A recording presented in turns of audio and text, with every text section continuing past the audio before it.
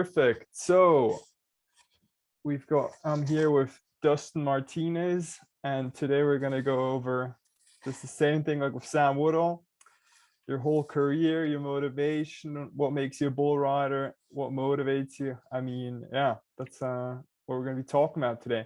So you're 25 years old, you're ranked number 71 in the world rankings, and these past few months, 2022, you've been really, really busy. So I think first and foremost, how did you get into bull riding? Well, for me personally, my dad actually rode bulls. Obviously, before me, he went to college, rode bulls at Oklahoma Panhandle State University.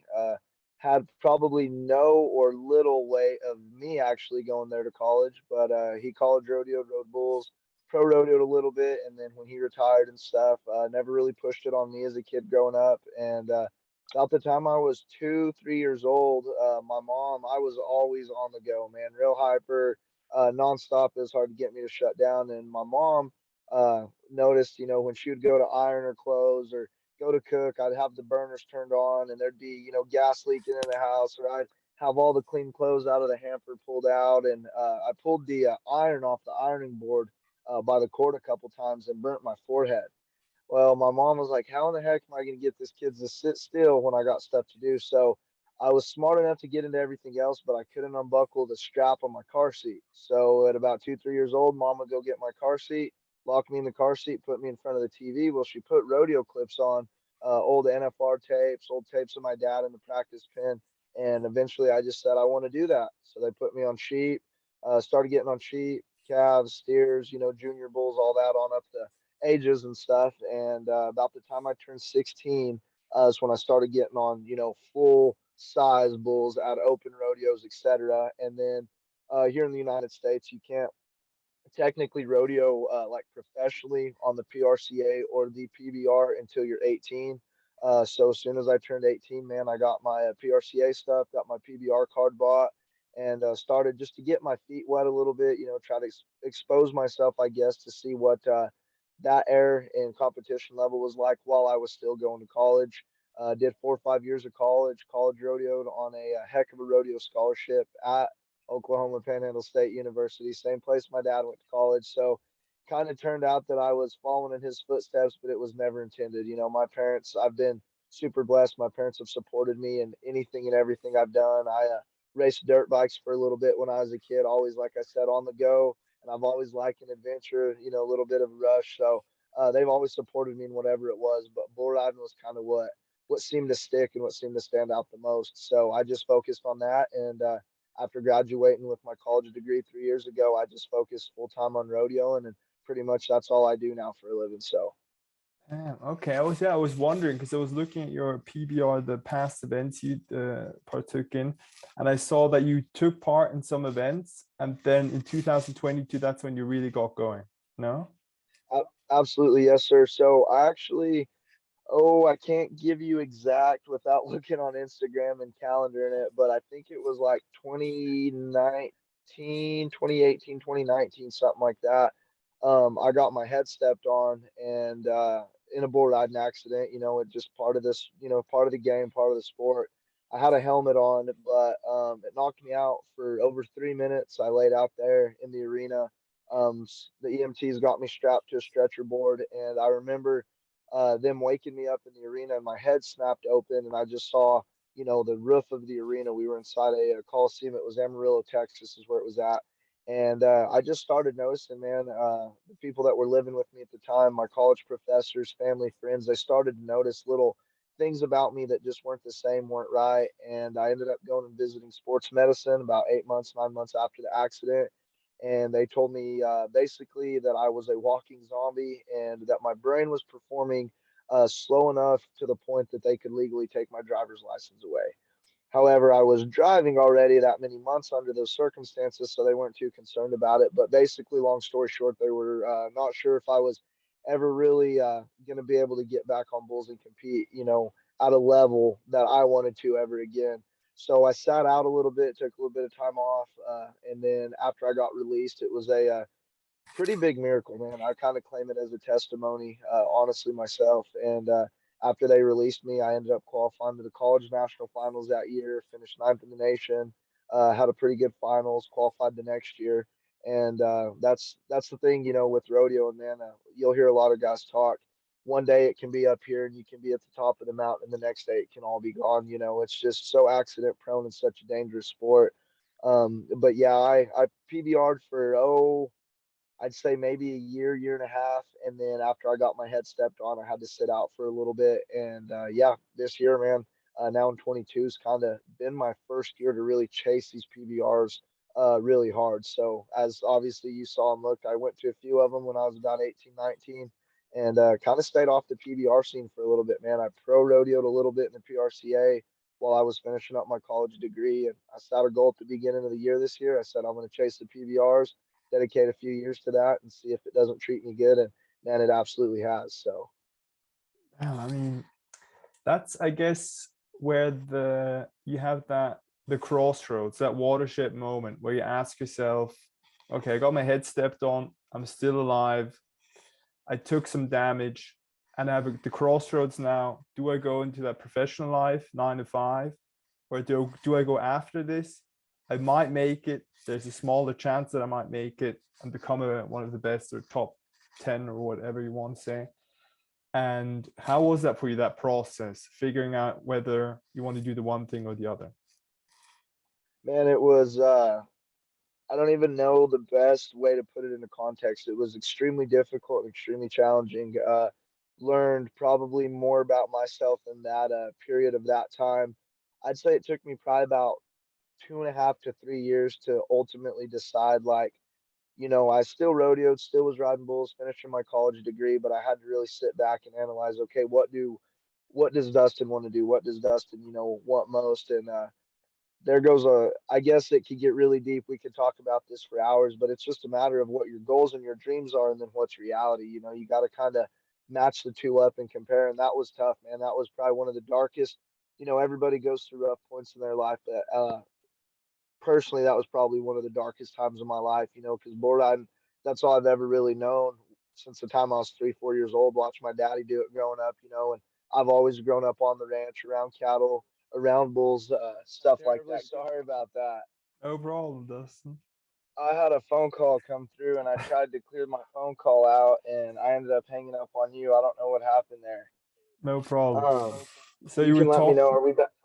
We're Yeah, we're back on talking. recording. I Cool. was recording. I'm just going to splice it together. So yeah, just you were talking about just that moment of where you're like, yeah, I'm going to go after this 100%. I'm not going to do that 9 to 5. It's all that I've known, and at least I have to give it another go. That's what you probably thought, I guess. That was what you were saying. Yes, sir. So to pick back up on that, it was definitely probably one of the darkest points in my life, one of the hardest decisions I've ever had to make. Because I was always told growing up, man, listen to your heart. Your heart's true to you, and it'll tell you what to do. But you have doctors and all these other outside people telling you what you should do, what you should do.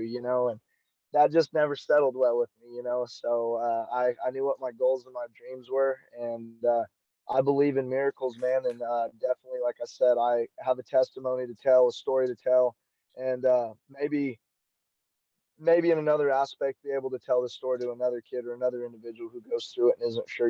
So I just personally continued to do what I felt like, God was calling me to do, and that was ride bulls, man. So I just picked the pieces up and kind of went from there. It was hard, being 18, 19 years old, doing good. Your career was taking off, and then boom, you get smoked in the head.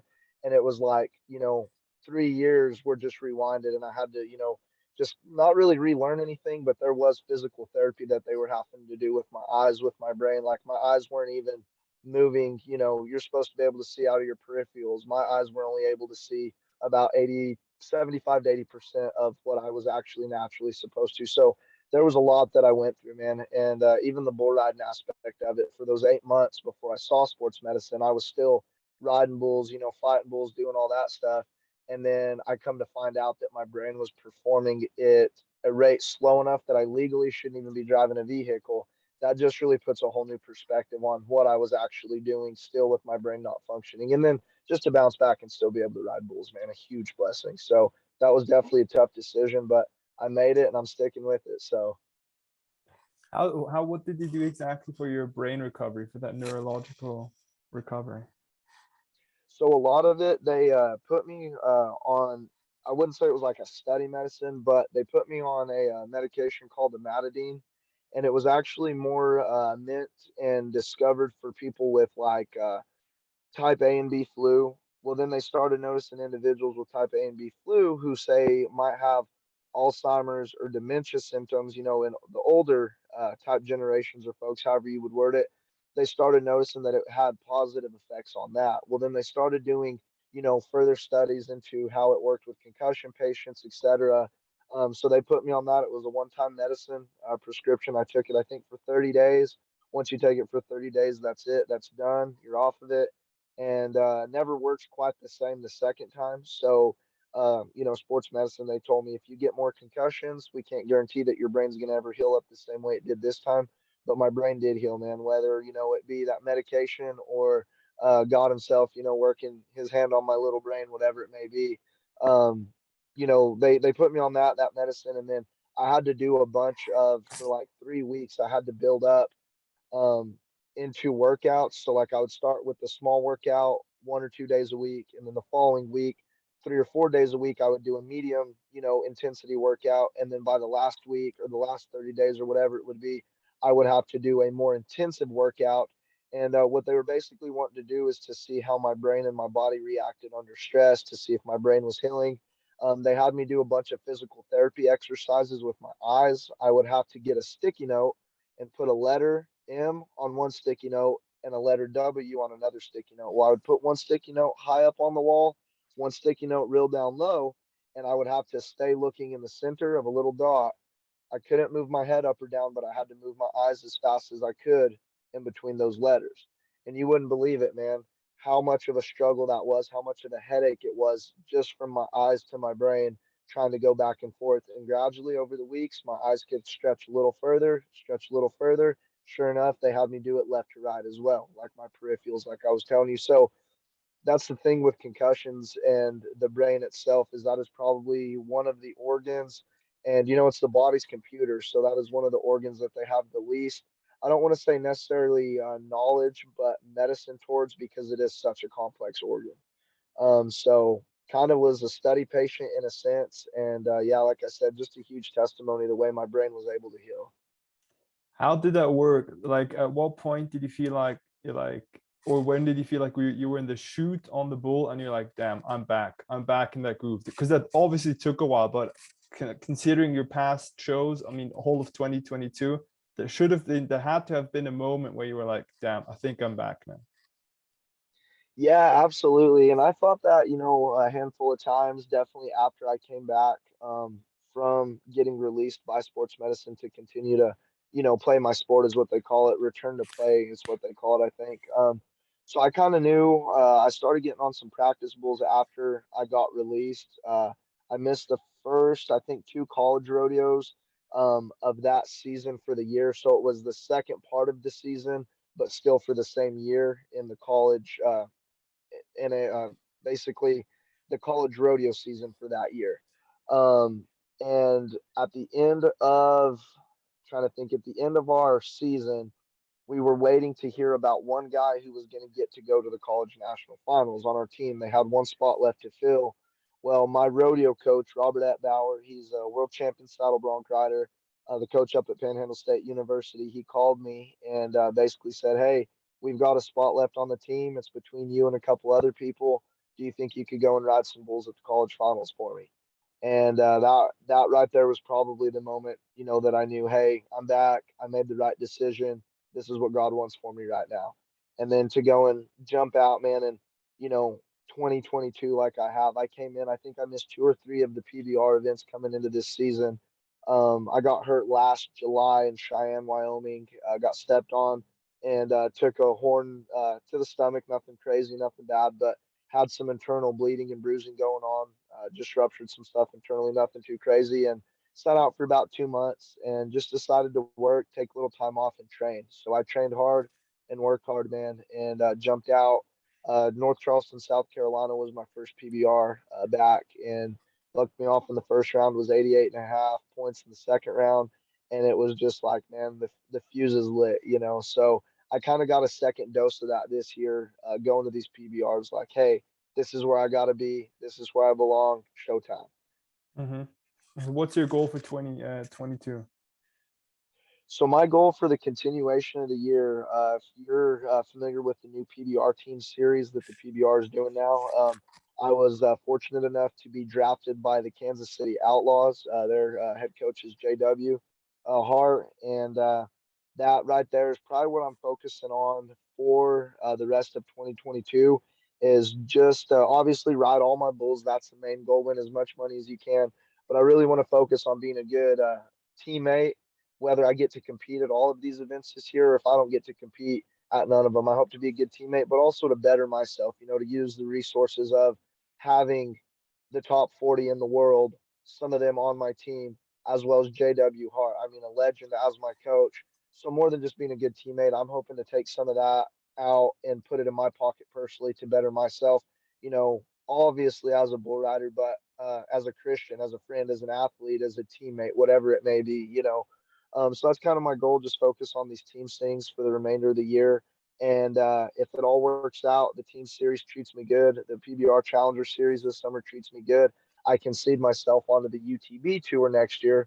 I got to make my debut UTB ride in Billings, Montana. I can't remember exactly what the date was. And being on the UTB, that's kind of the, you know, elite premier bull riding in the PBR. And I would just like to kind of follow my standings from 2022 into 23 and hopefully seed myself on the Unleash the Beast. But main goal is stay healthy.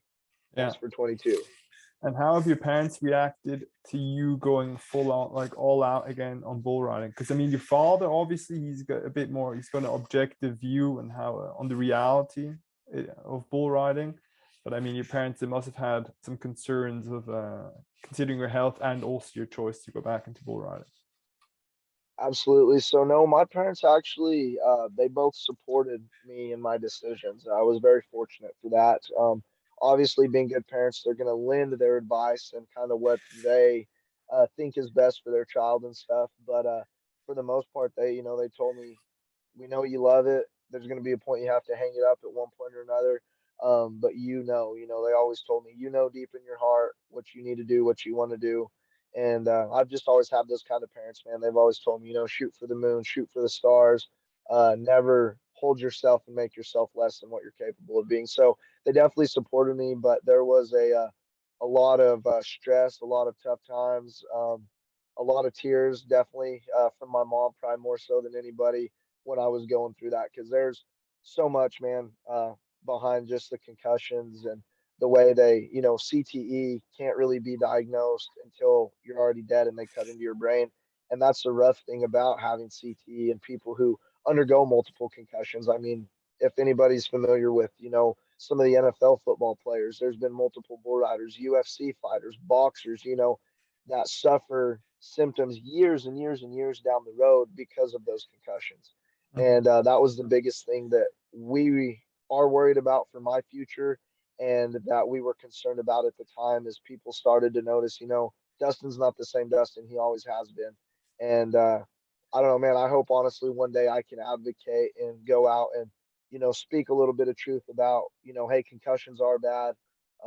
Multiple concussions are really bad, but it doesn't mean just because you've had concussions that your career is over or that even being able to compete is over. You know, there's been, you know, bigger things. God parted the seas, you know, so there's been bigger things happen and crazier things happen in the world. So, you know, even if my bull riding career was to end tomorrow, I would still like to advocate and, you know, just go and tell my story, my testimony, I guess, for instance. But as far as my parents go, they were extremely supportive of my decision to continue riding bulls and to chase it professionally. Obviously worried, but you know, worry worry doesn't get you anywhere. So Mm-hmm.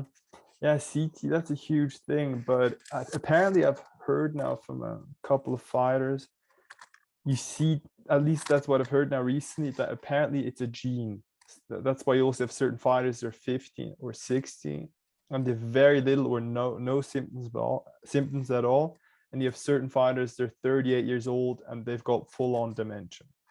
So I think it's a real real difficult thing because you like Chuck Liddell before, not Chuck Liddell, Randy Couture. Randy Couture is that guy. He fought until he was like 46, 45.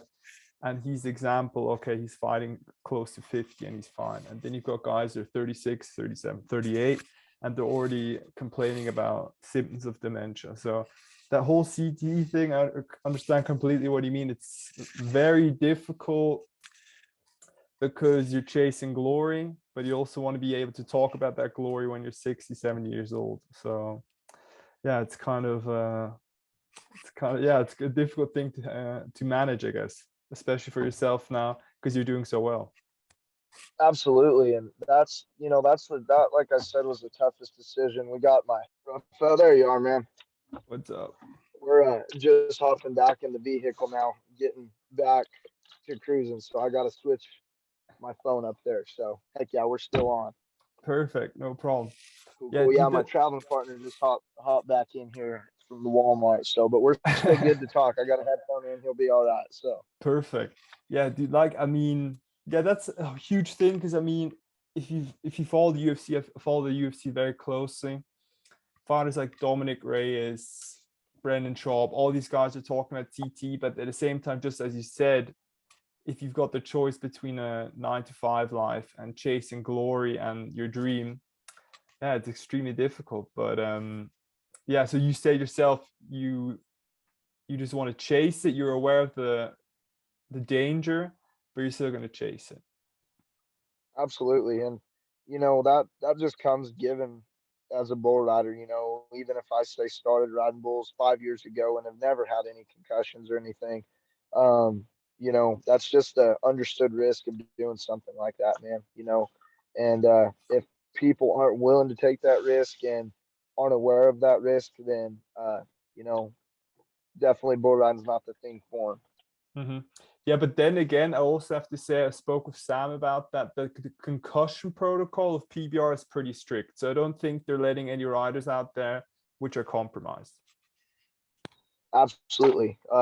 You get on the UTV tour, and they actually make sure that you have concussion testing. I don't really quite know what they call it. When I was seeing Sports Med in Oklahoma City, they called it impact testing. But yeah, they have to make sure that their brains are performing basically to a baseline level. Um, say say one of us guys gets knocked out, we have to take another concussion test, and they compare that concussion test with the original one to see if we're fit to basically play. Fit to play is what they call it, but fit to compete. Mm-hmm. So we aren't, like you said, compromised. And to me, that is hands down probably one of the best things. And a big part of that is because of the recent information and science that comes out with concussions and CTE. Mm-hmm. And so, what were like some of the conversations you've had with the old timers about like what they get, the advice they gave you, the experiences they shared with you concerning PBR? The majority of the old timers that I talk to, it's just kind of the mindset of them, but they always had kind of the attitude of, oh, well, I've been knocked out lots of times too. People used to get concussions all the time, this, that, and another, and tried to make it like it is now in, 2020 or 22, however you want to put it, as it was back in, 1985. And it's not the same. And my dad loved him to death, but he was one of those, he refused for a long time to think, oh, these concussions have actually slowed you down a bit. It wasn't a matter of, my bull riding being slowed down or, my reaction times being slow. Like I had personality changes, man, things that just were bizarre that were not of me, and, my dad, he was just one of them old school guys. Oh no, your brains are just fine, this, that, and another. And then after listening to Sports Med and being there in the doctor's office with me and seeing my test results come back, he was like, "Wow, I really get it now. Concussions are a deal."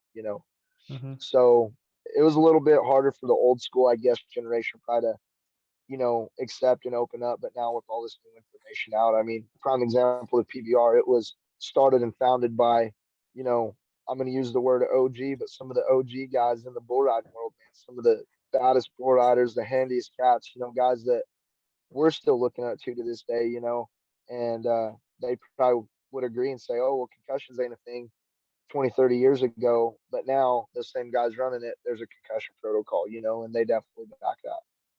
Mm-hmm. But apart from the concussions, was there any advice or any experiences they shared what you found valuable?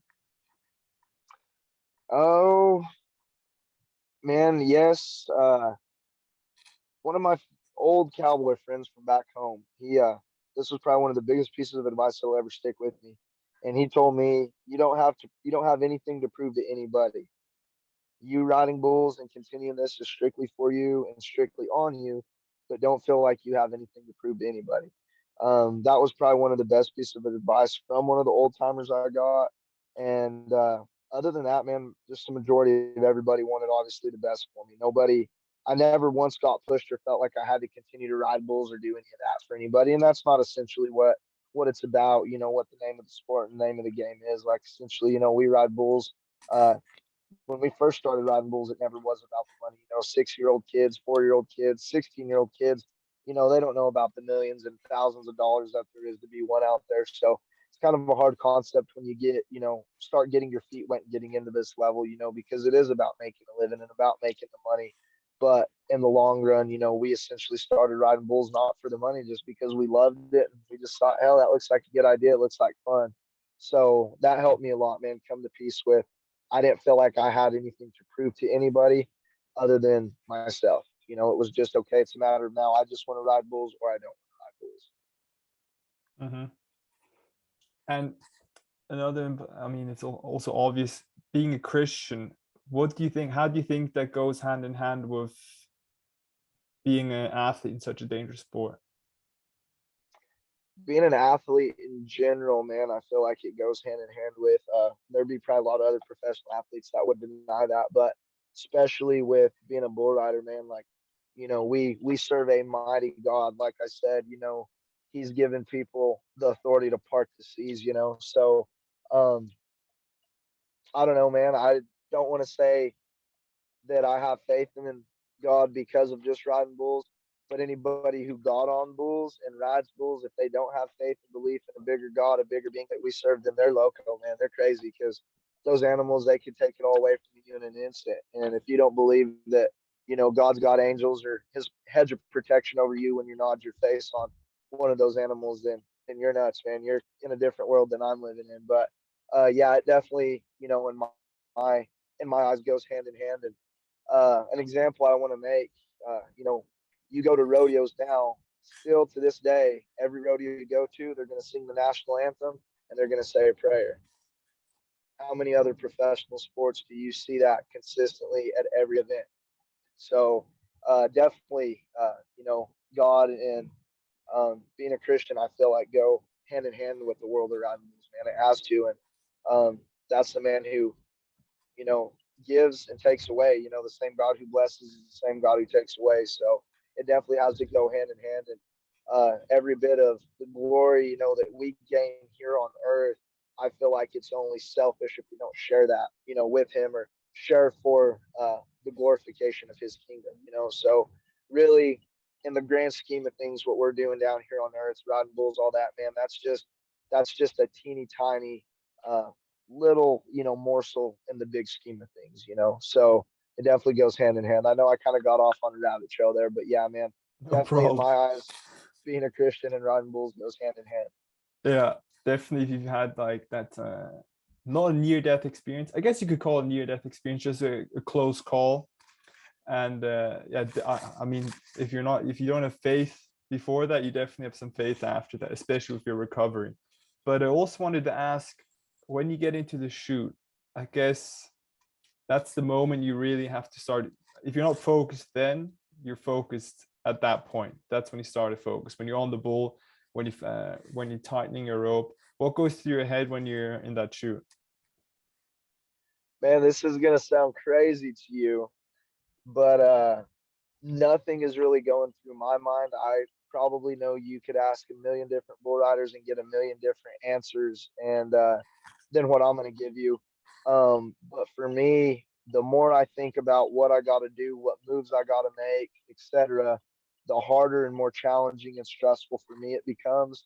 So I try to go into every bull ride with the confidence that I and my body know what to do. We've done it. We've been there. I've made these moves. I've done this my whole life. So I'm essentially just like an Olympic athlete, trained for this moment.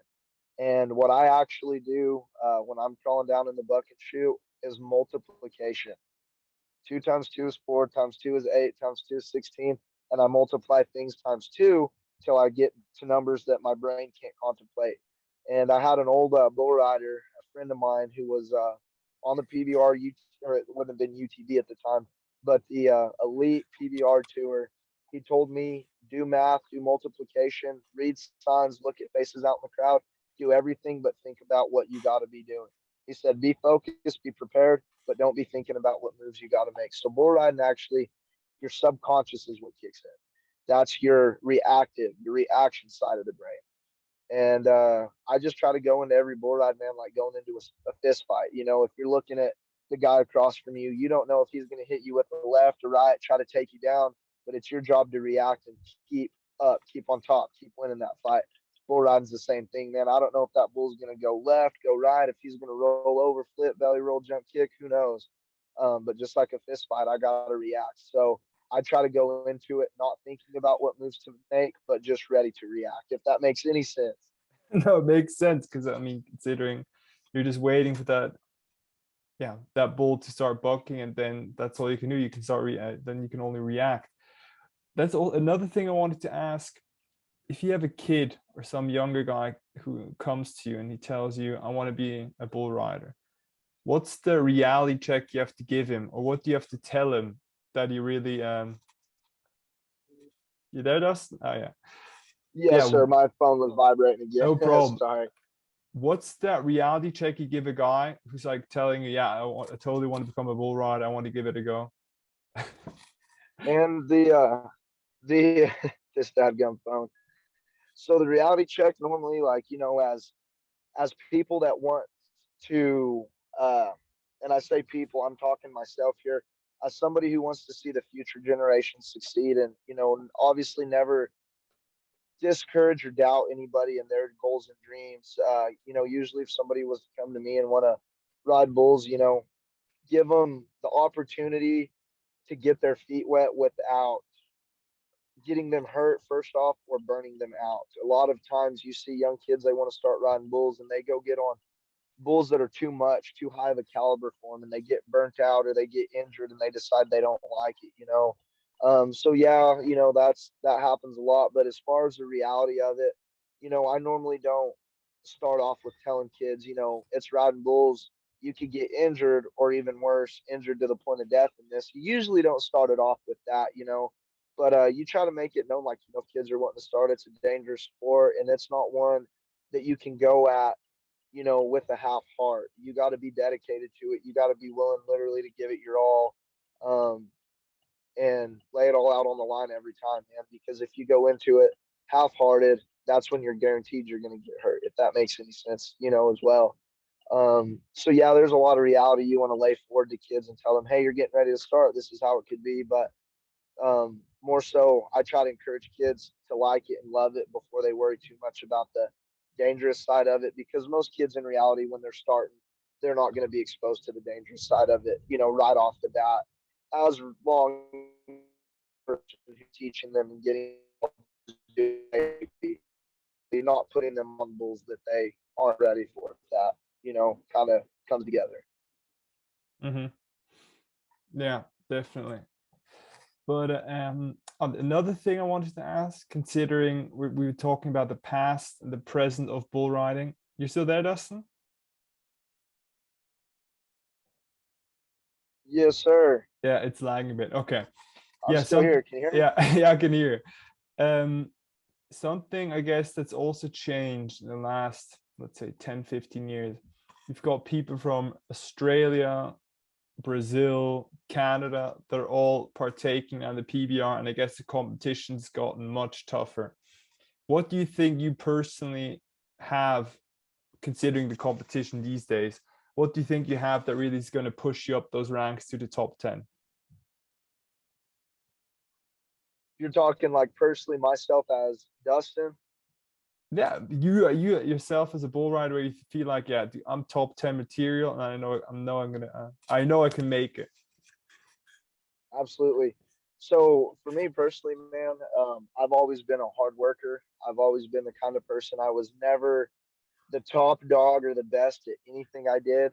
So I was always willing to put in that extra effort, that extra bit of work. I was always that guy who would get on three extra practice bulls at the end of the day, every other day. Or if there was six practice bulls to get on, and I did good on my first three, I would get on three more because in my mind, I didn't know when the next chance I had to better myself was. And that was kind of my mindset, for example, in high school. Well, you fast forward now, I'm 25 years old and still the same concept, man. I work a part-time job at home.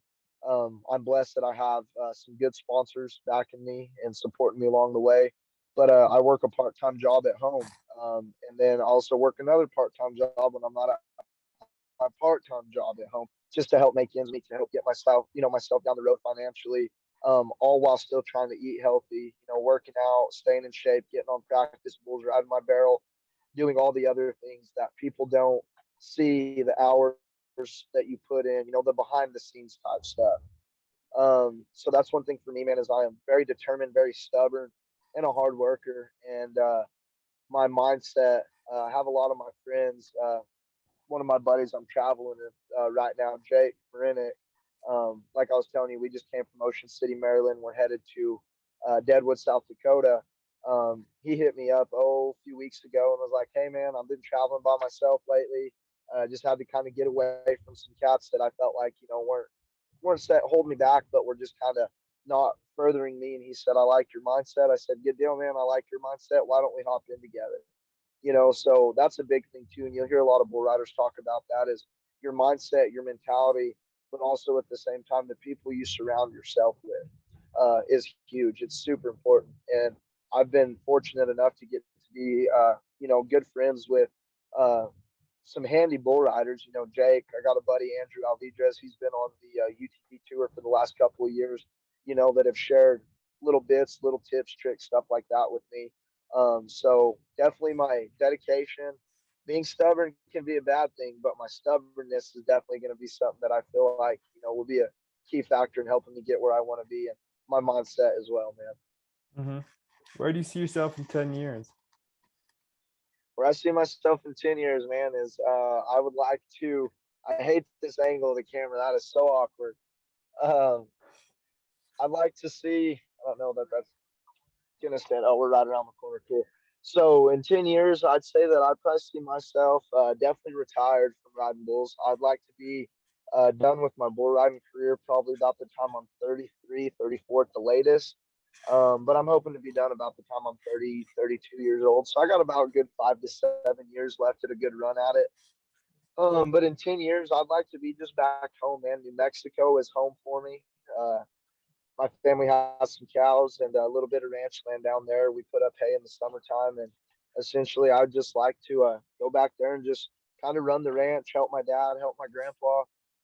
He's basically right now the only one that is handing it down on to us, and now the second generation, my dad and my uncles, and as far as the third generation goes, it's going to be pretty much me, man. So I'd like to get just back to New Mexico and raise some bucking bulls.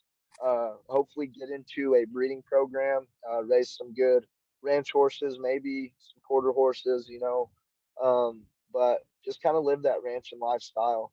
I've got an arena there at home, there in our front yard, and I've kind of got a goal within the next 2 years to cover it so we could do like year-long events, have clinics, little bull riding, stuff like that at the house. But 10 years, man, the sky's the limit. Opportunity is out there to be had. But on top of just a rodeo, I'm going to kind of sidestep here for a minute and talk about a little bit other part or aspect of my life. I'm actually love art. Might have to cut that part out. I absolutely love art. Studied fine art in college. A lot of people don't know that about me. I actually got a fine art degree, sculptured in, or excuse me, emphasized in sculpture and ceramics. And we're getting parked here, man. Give me just a second. I'm gonna just set my phone up here and stay out in the car and chit chat with you. Perfect.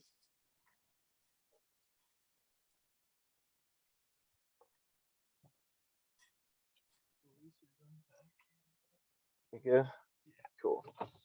So, what I'm wanting to do, following my bull riding career, is I'd like to start training and breeding kind of some of my own horses. I train a little bit of horses now on the side at home, but that's hard to do as a full-time job while trying to ride bulls and be on the road all the time. But I just want to take over the family ranch, man, there in northern New Mexico, continue to run cows, breed and train some horses. And I'd like to pick up and pursue a full-time art career.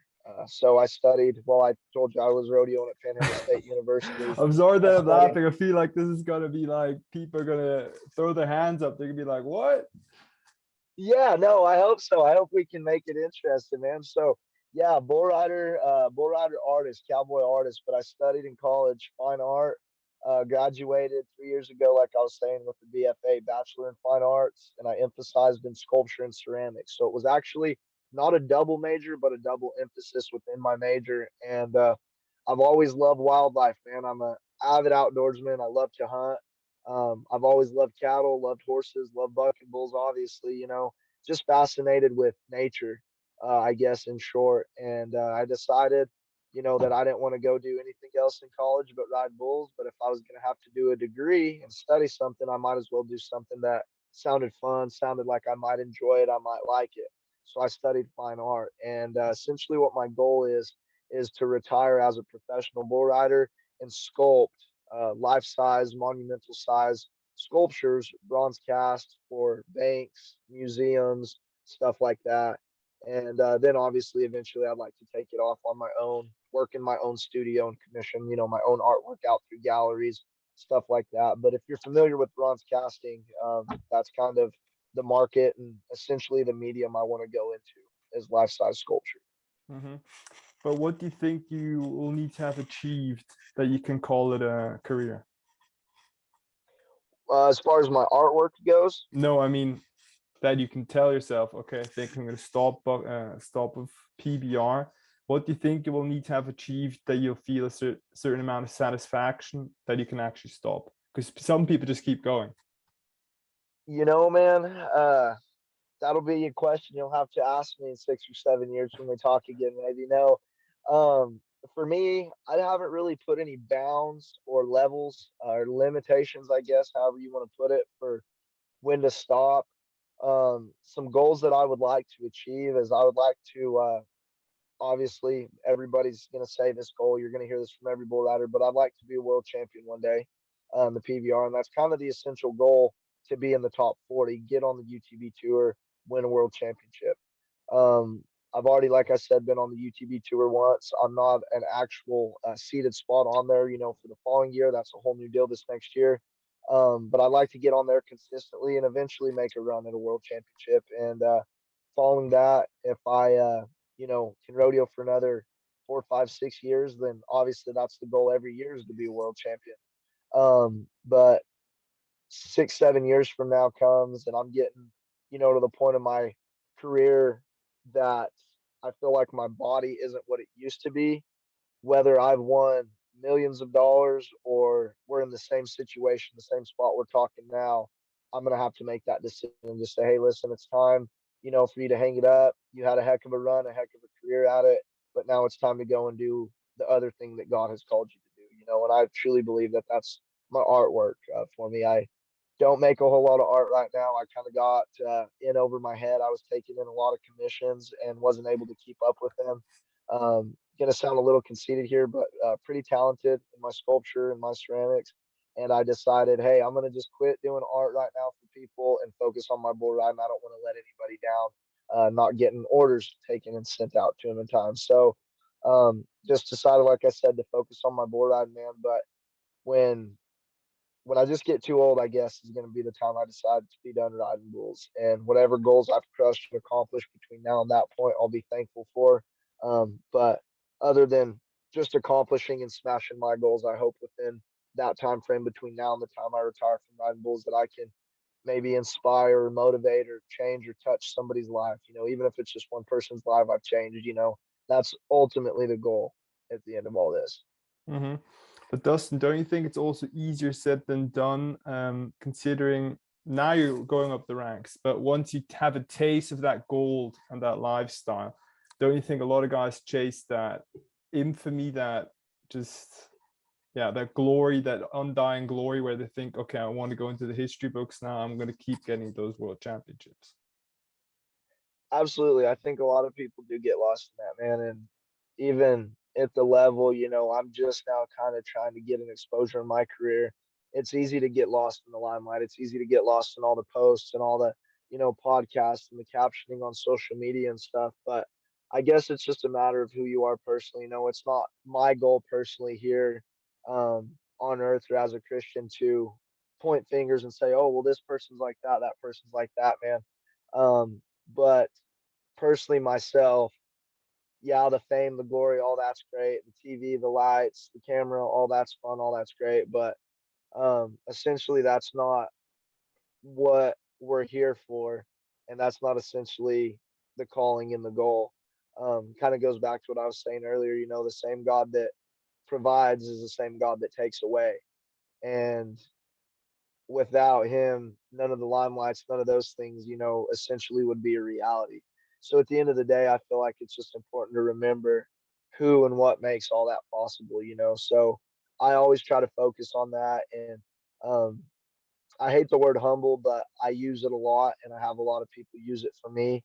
Um, being humble, because at the end of the day, I I myself try not to get too caught up in all that, all the posts, all the fame, the social, all that stuff. But yeah, it's very easy, and I feel like a lot of guys probably do get lost in that. And I just personally myself hope I'm never that guy that ever gets lost in that. And do you think you're going to let your kids ride bulls?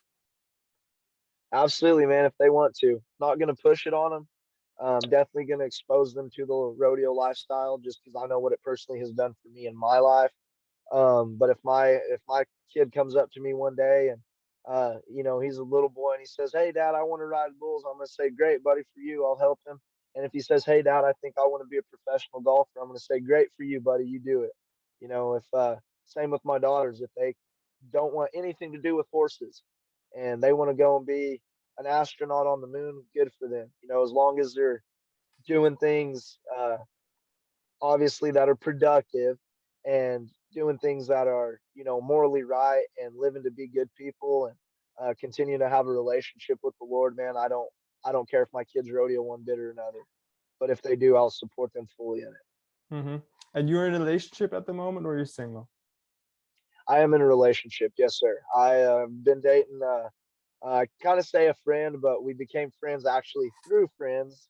She wasn't my friend before, but I got to meet her through some other friends. We've been dating for a little over a year. And she's from Texas, but actually lives in Las Vegas, Nevada. A lot of people get a kick out of it because they're like, "Oh, your girlfriend lives in Las Vegas. What's she doing out there?" And I say, "She's a professional dancer." Well, everybody's eyes get big right away. I can always read them. And like that, I can read it. I'm like, "Oh, you think she's a stripper?" And I always joke with people, and no, she's my girlfriend's not a stripper. That's a profession. And anyways, she's a stage and performance dancer, and right now she's been on tour with Michael Firestone. He's one of the official licensed Michael Jackson impersonators. She's a backup dancer for him. She has an audition coming up for the Las Vegas Nights here in the next couple weeks. So, yeah, just both doing big things, man. It's pretty neat to say professional bull rider date, professional dancer. But yes, sir, I am in a relationship, and very, very fortunate, very blessed, very healthy relationship. And I mean, that goes back to just the bull riding, man. Having a good support system, good people in your corner, and the people you surround yourself with, is ultimately a big part of your success. Mm-hmm. Yeah, I was just wondering because, I mean, yeah, in that case, you already answered my question. She's got a similar lifestyle to you, but I mean, otherwise, you would have to have a talk. If you're really dating a girl and you really like her and you want to continue dating her, at some point you would have to have a talk with her and tell her, look, this is my life. This is how it's going to be. It can't be around every day. But in that case, you've got it figured out. Absolutely. That was one thing we both worried about too, because we only get to see each other about 3 days a month. And that's only once a month we get to see each other because we live such busy lifestyles. And obviously, airline flights are not cheap right now.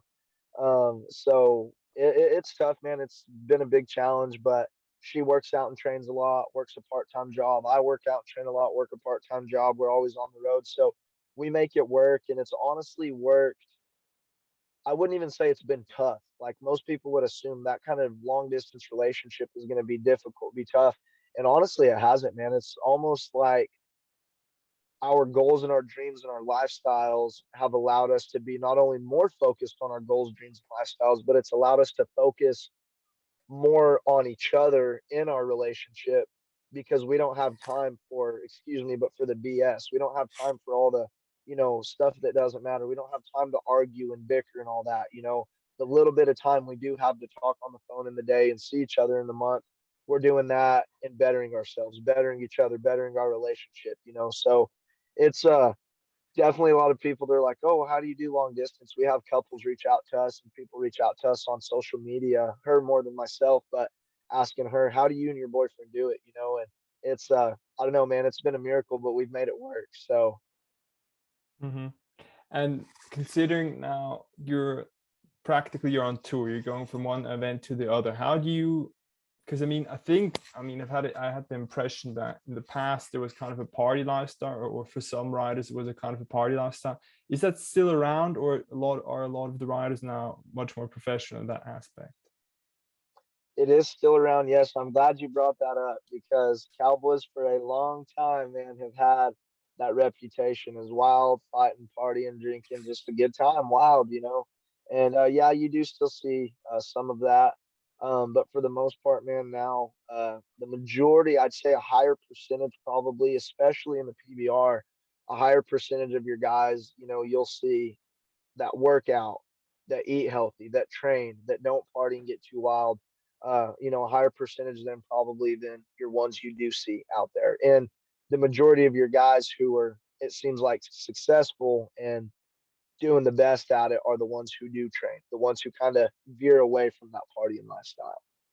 Hmm. So yeah, it's still very prevalent out there, but you see a lot more of the professionalism and professional side of it now, probably than the stereotype everybody else in the world has on Cowboys. So when do you let yourself let loose and party? Man, I honestly myself used to be kind of more on the wild train of things. To be real honest with you, I like to have a good time.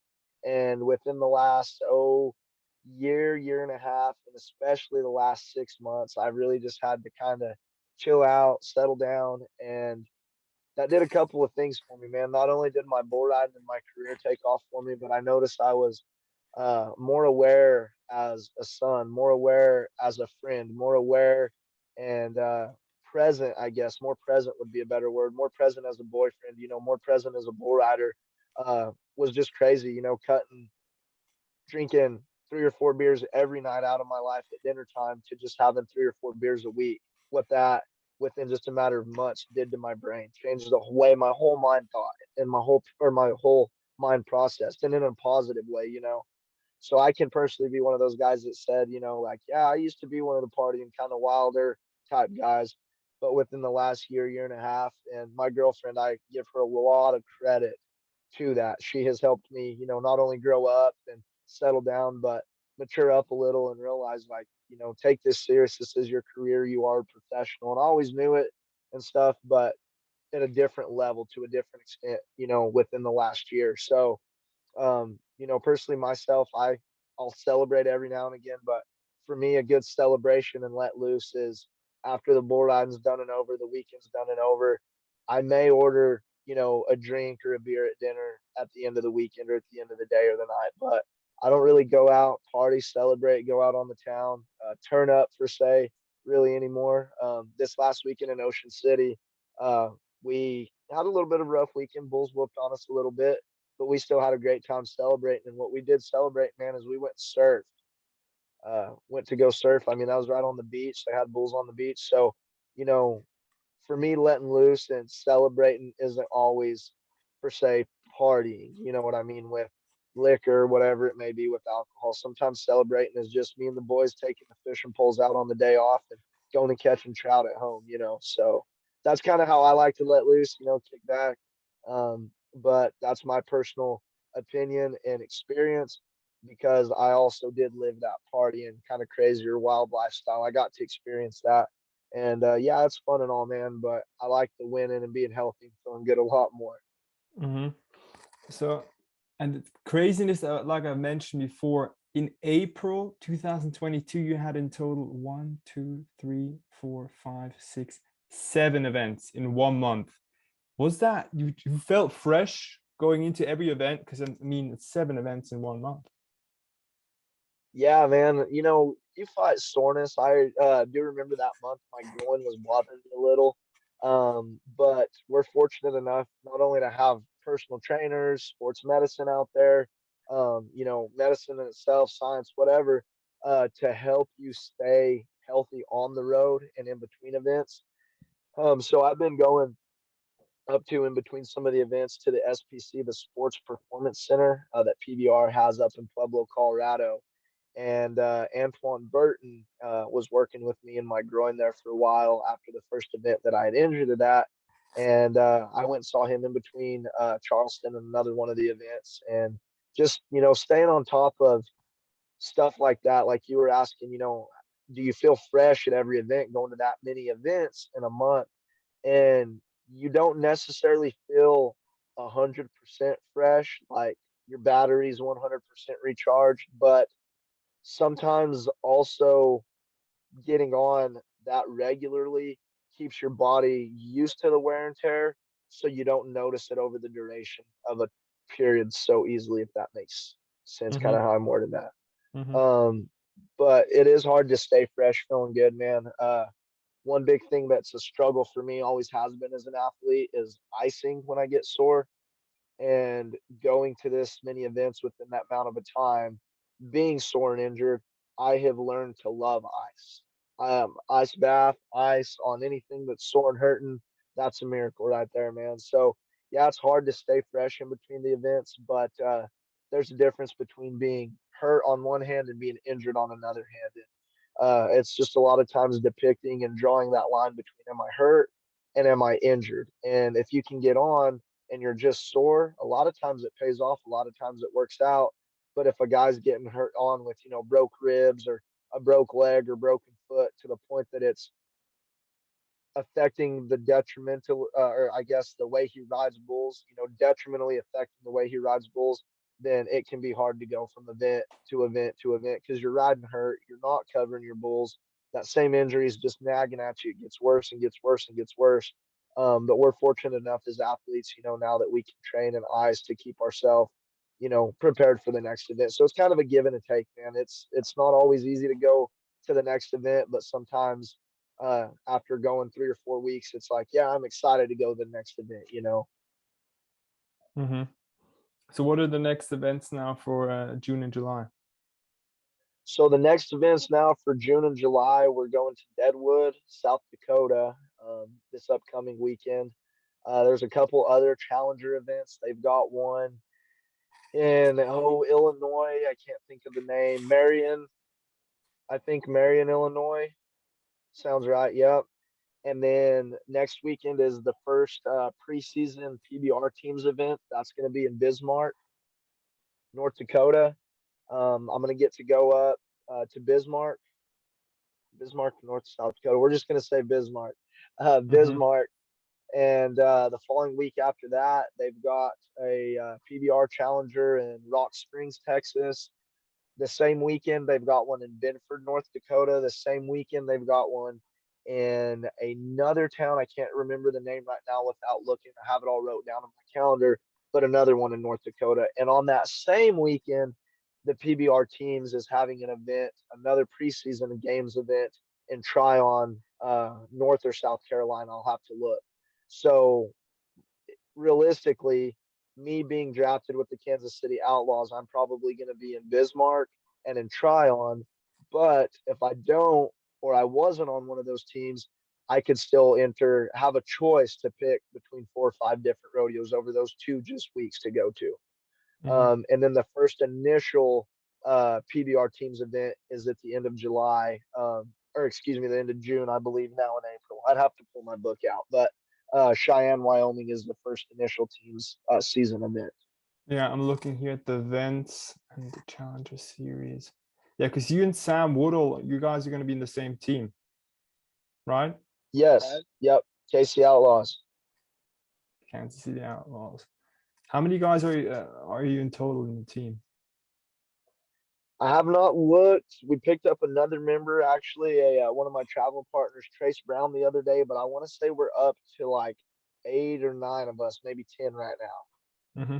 So wait, Cheyenne's the first event for the team series, no? Or is there one before that? Tryon, South Carolina, I think, and then Bismarck is the one before that. Bismarck's next weekend. So those are preseason events. They're just kind of like, Oh, okay, yeah, yeah, okay. So the official ones in yeah, that's in July then. yeah, the Hmm. official ones in Cheyenne.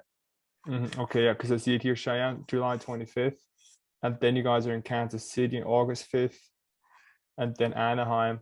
Yeah, that's cool. So that's a that's going to be the PBR teams season, I guess, after Yes, sir. Nashville, and then Austin, and then how long is the season going to be? Winston-Salem, North Carolina, Oklahoma City. That's gonna be There's, I think, 10 events and then the finals in Las Vegas in November. Ridgedale, and then Fort Worth, Glendale, Arizona, Las Vegas. So your girlfriend's gonna be able to come to that last event, team series event, November 4th. Yeah, that's literally in her backyard. That's gonna be cool for her. But how do you manage that? As in, do you have a contract where they tell you how many events you can do in between for yourself and how many you have to? Because I mean, it's got, I guess it's going to make it a bit difficult because you rack up points on your individual PBR standing if you win with your team, or does that not count? I do believe it counts. I don't know exactly how the points, how they're breaking it up. Obviously, the points probably aren't going to be worth as much just because there's only select few of us that can go to those events there. But I don't know how that's going to affect everything because I believe the PBR challengers are different than the PBR team series, but the way they're doing it this year is you can seed yourself on to the Unleash the Beast tour next year off of the team standings and the challenger standings. So just because I'm on a team doesn't mean I can't go to the challenger series. I can still enter both, but I'm kind of obligated and more prioritized towards the teams than I am the challengers as of now.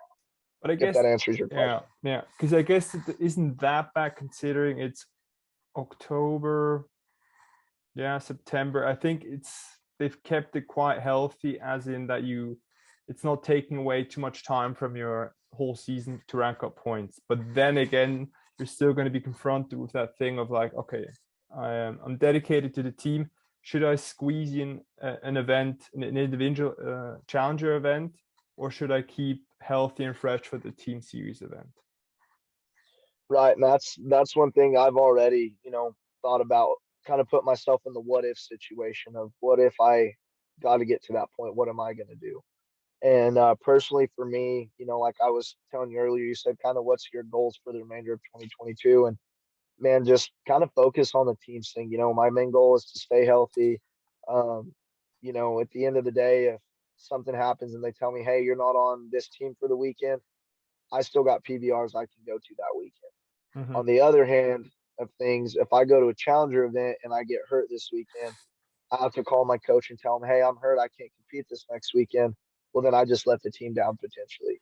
So I'm going to obviously prioritize the team events over anything else. But isn't that dangerous considering the fact that he's going to want you on the bench anyhow, always? What do you mean? Like when you're, He's going to be like, yeah, we always need you fresh. We always need you ready to go.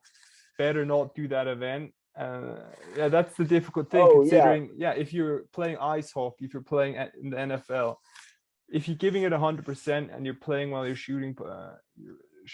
making points, you get rewarded for that and your team wins. In this case, it's a bit difficult considering your individual standing is considerably, I mean, it's more important in general, or at least overall. And if your team, yeah, that's going to be a kind of a difficult balancing act for you. yeah, and you're absolutely right. That's a good point. Good thing you're analyzing there. And to be real honest with you, man, I think most of these coaches, being that they were all bull riders themselves at one point, um, they're gonna be to certain limitations okay with some of their team members going and getting on at other events, because what that does is that keeps us tuned up, that keeps us in physical shape, that keeps us riding good if we're getting on bulls. I think if we go and enter something in our backyard and get hurt, coaches might be a little bit upset at us, be like, what were you doing in your backyard getting on bulls? You know what I mean? But if we're at a PBR event and we get hurt, just out there trying to make money, pay our bills, feed families, whatever the case may be, I don't think any of the coaches are, especially for my case, if I'm getting on bulls trying to better myself, I don't think JW is going to be too upset at me for getting on bulls as long as, I'm being wise doing it. Mm-hmm. But you got are there any guys from the top 30 that aren't part of the team? There are. That's going to be the I thing believe though, huh? so. Wouldn't I you don't say that they're know going to how make many now, but yeah, but wouldn't you say that what they're doing, their gamble might pay off better considering they're just going to go up the ranks, earn decent money. They're not hindered in any way. And then overall, they went up the ranks, they made more money, and yeah, that's something I'm a bit skeptical about, considering I don't know, maybe the guys who are taking part in teams are going to be kind of hindered, and then it's going to reflect in their standings, especially a guy like you who got after it these past months.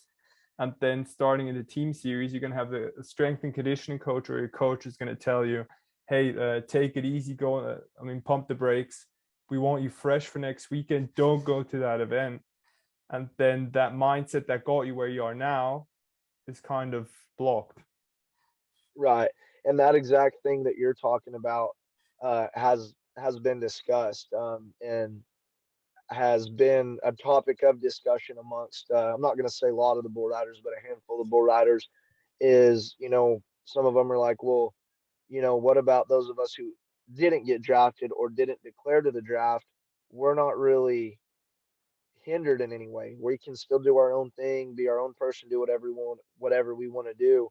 Me personally, the reason that I declared for the draft and was hoping to be drafted by a team was for the opportunity side of it. It's only 10, 11 week season. The opportunity is there to be getting on teams with some of the best guys in the world and be coached by some of the best legends that used to be the best guys in the world.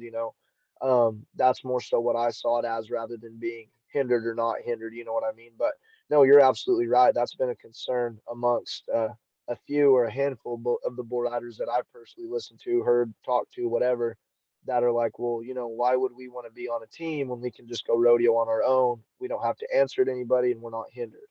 And I understand that. I understand the reality of that, but that's personally not my attitude. The term being hindered is a negative term, a negative derived term, so I don't even use it. But yeah, I get exactly what you're saying, man, because that is a reality. Some guys, they're not willing to take that risk. Mm-hmm. Yeah, because you got to be a realist. At the end of the day, it's about taking paychecks home, and it's about getting up those ranks and becoming a world champion. It's not about, because it's not a team sport. So the team aspect for me is kind of counterintuitive, especially because it's never been a team sport until now. Unless you want to count those national team events, where it's kind of a whole different thing anyway, because it's not gonna, I guess it doesn't have as big impact, or it doesn't affect the season as much as this does now. So that's why I was wondering. Yeah, I hope they spread the points though, that they do that well. Absolutely. One thing that I'm excited for that I've already noticed just amongst some of my fans is the older age group, the older generations. They don't understand how bull riding works, how independently a cowboy goes down the road, pays money for an entry fee, and then can win money. But since being drafted with the KC Outlaws and even just the post that they've made that says Dustin Martinez signed free agent, my fans are already starting now to understand, okay, this is a professional career. This is a career. There is publicity, money, etc. So what I think one thing that the team's thing is going to benefit is it's going to allow a different demographic, I guess, as far as like generations we're shooting to now, be able to get involved because a lot of people who've never rodeoed or older and don't understand how rodeoing works, they're not interested in it because they can't get involved and be a part of it. Well, now with this team series, all of a sudden we have a fan base and people can get involved and not only get involved with the team, but with the players, with the, the actual contestants, the riders for the team. So that's one thing I see that, I think it'll be cool is just the people that it's going to actually be able to increase their knowledge of what riding bulls and bull riding in the world of rodeo actually is. Nobody, like I said, really understood, or not, I say nobody, a lot of people never understood about me, even from my hometown. Well, he rides bulls, they thought it was just a hobby. And now, I got so many people that I've not heard from years. They're like, "Oh, you're on the team, congratulations." I'm like, it's really no different than what I've been doing. It's just a new concept that PBR came up with. So I think initially and essentially it's a good idea. Gonna get a whole new fan base, I think, that we attract to. I don't know. I'm still very skeptical considering the fact that sometimes these type of moves alienate the huge fan base you already have, which stick around in the ups and downs. And these other fickle fans you do get with these type of moves, they come and go every day. The fans who are following PBR right now and do watch videos, do follow the athletes, they're going to be there up or down. So that's why I'm a bit more, yeah, that's why sometimes it's these type of marketing moves and these type of big corporate moves, they can be dangerous because you get these type of fans, but they're not going to be there on the rainy day or just when it gets less interesting in their eyes. And you always have to feed them something new. So that's why I'm a bit more skeptical, considering it's also kind of, I think the names of the teams are also corporations now. Yes, sir. Like Kansas City Outlaws, you've got the Austin Gamblers, the Texas Rattlers, the Oklahoma City Freedom, the Missouri Thunder, the South Carolina Cowboys. I think those are all the teams. I might be missing one. Mm-hmm. Yeah, just hope that I don't know, that it works out, but especially that athletes that do commit like yourself, who've got a very bright future, that they get rewarded as considerably or respectively, considering they have, yeah, a lot of potential to go up in the ranks and that they don't get left behind because they partook in the teams thing. Absolutely, and I appreciate you making that point. Um, Especially from somebody so far away and kind of from the outside looking in. Man, that's something that I can definitely, voice to anybody else. Be like, that's kind of, and that is something that has been voiced, just to make sure. And the PBR, they've come up so incredibly throughout the last, 20, 30 years. Um, all of us would hate to see all of that, what it's been, fall because, like what you're saying, the fickle fans that may fall through. We don't want to lose anything, obviously, but in the long run, as bull riders, we don't have any say as far as that goes, other than we show up. We're the entertainment, actually there. I'm trying to think how to word it. We're the ones that people are come to see entertaining, but we're not the ones who make the choices and the calls. Yeah. So Dustin, so your next event's going to be in Deadwood in South Dakota on June 10th, right? Yes, sir. Friday and Saturday. Friday, it's on June 10th to June 9th. And after that? After that, I'm going to be going to Decatur, Texas on Sunday. And we have a teams camp with the Kansas City Outlaws on Monday and Tuesday next week. So I'll be in Decatur, Texas, there at the NRS Center in Decatur, and we're going to be there for the team camp there. So with JW Uh-huh. Hart. So you're not going to be doing any events after Deadwood? After Deadwood, I will. The following weekend, right after Deadwood, is the first event in Bismarck, the team's event. Yeah, yeah. Okay, but it's just going to So be I'll be. but it's a Challenger Series event where it's not official, so it's just preseason. How does that work though? Because that's where it gets a bit. That's what we were talking about when it gets a bit. You're in the gray zone. You're going to be at the Challenger Series event in Bismarck, North Dakota, but who are you riding for? I'll be riding for the Kansas City team, the Kansas City Outlaws. So they're labeling it as a challenger event, but it's a preseason event for the teams series. And basically, it doesn't count towards the points for the team series. But I think the way they're doing it, the format is only those of us who have been on a team or drafted to a team are the only ones who can enter that specific challenger. Mm-hmm. So it's kind of like you're saying a gray zone. You have your Challenger Series here, your team's events here. This one's right here in the middle. Yeah, and then I guess Marion, Illinois, that's going to be the individual event, considering that's on the same weekend, June 18th. Yes, that's a Challenger event. Yeah, okay. Because of the label, both of them are labeled challenge events, but I guess Dakota, that in Bismarck, that's going to be a teams event realistically, and then Bulls at the Ballpark in Marion, Illinois, that's going to be an individual event. Yes, sir. Absolutely, Okay. that's correct. Okay, and after that, you're going to be at any other event? Yes, I'll be at Tryon the following weekend. That's another preseason event. The teams event. And That's in North event. Carolina. Yep, Tryon, North Carolina, and then that same weekend they've got Benford, North Dakota. Can't think. There's another one that starts with a B, North in Dakota. Texas, that Rock weekend. Springs. And then Rock Springs, Texas too. So I'm gonna be in Tryon that weekend, so I won't go to any others but Tryon. My goal was to go to those other ones in North Dakota and Rock Springs, but since I got drafted by a team, I'll have to be there with the team. Yeah, that's going to be interesting. I mean, because you're going to have it. I hope they do it, they format it well. Not that you're going to be there at the teams event and you're like, damn, I know how many points I'm getting and I'm missing out now. And all these other guys are riding the individual event and they're going up the rankings. Yep, that's just the gamble, man. That's the risk you got to take. Yeah. It's a business decision. And like I said, at the beginning of the year, I may have shot myself in the foot, or it may be a good opportunity, so.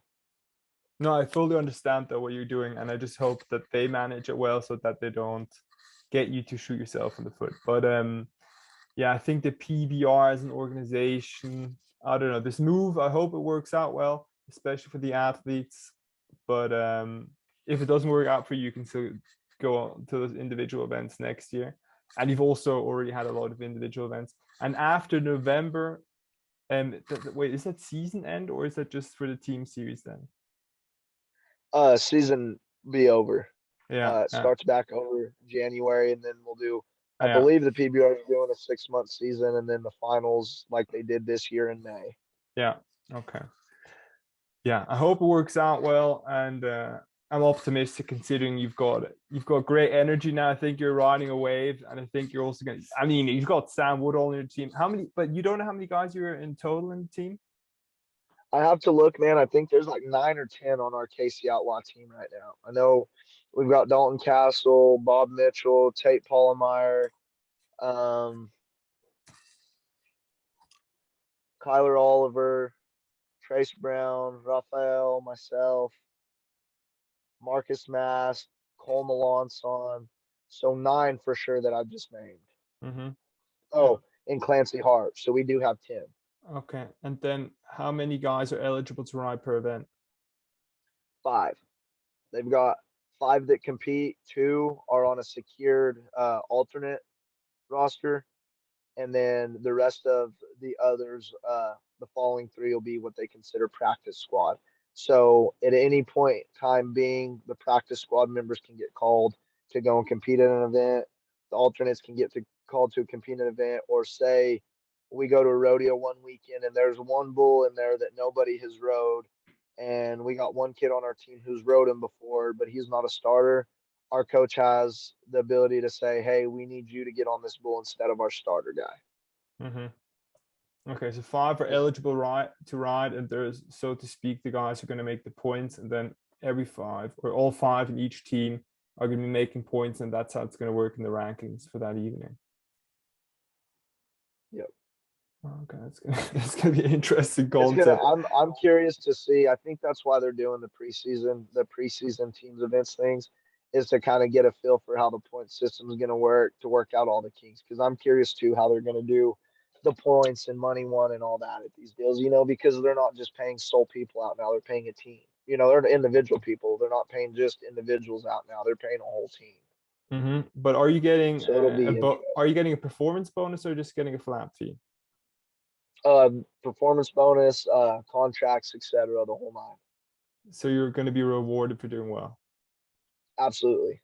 Are you going to be rewarded for doing well individually, or is it going to be dependent on how well your team does? Both. Okay. So you getting rewarded individually actually is going to go towards your team. So you're going to be rewarded and your team's going to be rewarded. But both, not that it's going to like go out to your whole team and then you're left with a very small part. So it's kind of 50-50. That, so the team's going to be the one who wins. Say I'm the only guy to ride any bulls all weekend. Essentially, we make say 25,000 at that event that weekend. Essentially, if I'm the only guy who rode, or the other teammate's the only guy who rode, he's the one who earned that 25,000. But it's going to get split up amongst all 5 members of the team that weekend because they still got on their bulls. I still got on my bulls. It'd be no different as if I was the only guy to fall off my bull. The other 4 guys covered all their bulls. We win 60,000 and I still get a share of that. I may not have covered my bull, but I still competed, so we split it up. I think that's how they're going to do it. And who knows, man? It may be one of those things where some of the teams come up with a deal of we get paid for the bulls we ride and we give y'all a percentage, or they may just say we split it up evenly. You know what I mean? Yeah, but I mean, it's going to be important because some guys are going to be on there for 8 seconds and some guys are going to get bucked off instantly. And that's the same thing with a guy who's starting quarterback and some guy who's on the bench and hasn't played. So, I mean, I hope they just do it in a smart way that you're going to get rewarded accordingly for your performance.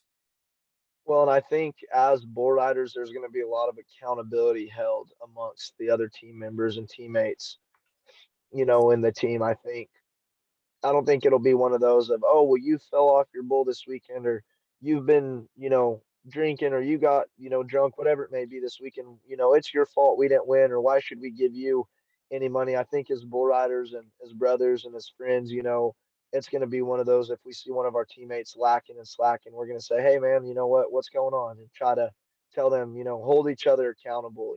One of those where, well, you didn't work out today. Why not? Let's go work out together. Try to motivate, hold each other accountable like a team should.